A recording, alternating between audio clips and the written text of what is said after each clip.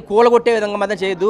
మాకు కావాల్సింది ఏంటంటే మీరు దీనికి రెగ్యులరైజ్ చేయండి. మళ్ళీ రెగ్యులరైజ్ ఉండదు కదా, మళ్ళీ ఏదో ఎల్ఆర్ఎస్ ఏదో స్కీములు పెడతారు కదా, పెట్టండి. మళ్ళీ దీనికి చాలాన్స్ సెలెక్ట్ చేసుకోండి. ఆదాయం పెరుగుతుంది, ప్రభుత్వానికి ఆదాయం పెరుగుతుంది, దాంతో ఇంకొంచెం డెవలప్మెంట్ జరుగుతుంది. ఆ విధంగా ప్లాన్ చేయండి. అంతేగాని ఈ విధంగా భయభ్రాంతులు, నిజంగా భయభ్రాంతులు అంటే చిన్నది సార్. నైట్ నిద్ర పట్టట్లేదు సార్, ఎవరికి నైట్ నిద్ర పట్టట్లేదు. రాత్రి 3 గంటల వరకు ఏం జరుగుతుందా, నెక్స్ట్ ఏంటా, ఇవి అన్ని ఛానల్ చూస్తాము. కొన్ని మెయిన్ స్ట్రీమ్స్ ఏంటంటే అక్రమదారుణాలు. నిజంగా ప్రజల యొక్క అభిప్రాయాలు ఎవరు చూడటంలే, వాళ్ళు ఎన్ని బాధలు చేస్తున్నా చూడటంలే.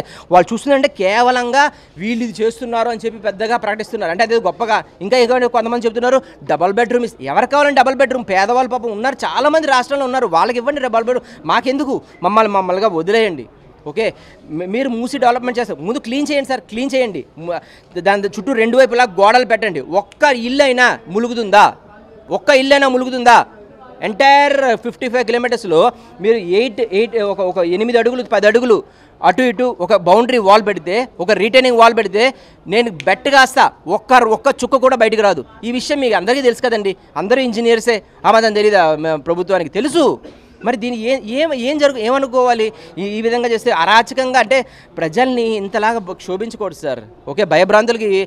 ఇంకోటి హైడ్రా అనే టీం, నేను హైడ్రాని తప్పు పట్టట్లేదండి, మీరేదో చేసుకుంటున్నారు. కానీ ప్రజల యొక్క అభిప్రాయాన్ని తెలుసుకోకుండా చేసే ప్రతిదీ మాత్రం చాలా అన్యాయం సార్. ఎవరు ఇక్కడ టెర్రరిస్టులు లేదా మావోయిస్టులు లేదా అంటారు కదా నక్సలైట్లు, ఇలాంటి వాళ్ళు కాదు. మేము కేవలం ఒక సామాన్య ప్రజలం.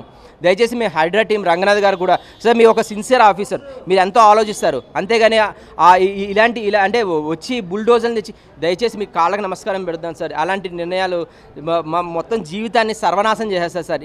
ఇన్నాళ్ళు నాకు ఇంకా 15 ఏళ్ళ లోన్ ఉంది, మేమేం చేసుకోవాలి సార్? ఇదంతా అంటే లోన్ కట్ సార్, ఇదంతా కాదు.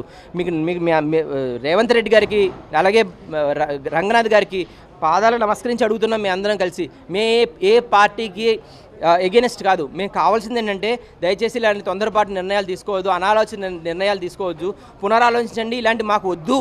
మా ఇల్లు మాత్రం మాకు కావాలి. నేను రూపాయి కూడబెట్టుకుని సంపాదించు ఒక్క ప్రాపర్టీ కూడా వదలను. ఎక్కడికైనా వెళ్తాను, సుప్రీంకోర్టుకైనా వెళ్తాను, కానీ నేను మాత్రం వదలను. మేమెవ్వరం వదలం. మేమేం అక్రమంగా సంపాదించింది కాదు, ఎవరికి ఏదో లంచాలు తీసుకొని చేసుకుంది కాదు. మా కష్టార్జితం ఇది. మేము వదిలే సమస్య లేదు. దయచేసి మమ్మల్ని అర్థం చేసుకోండి ప్లీజ్. Thank you.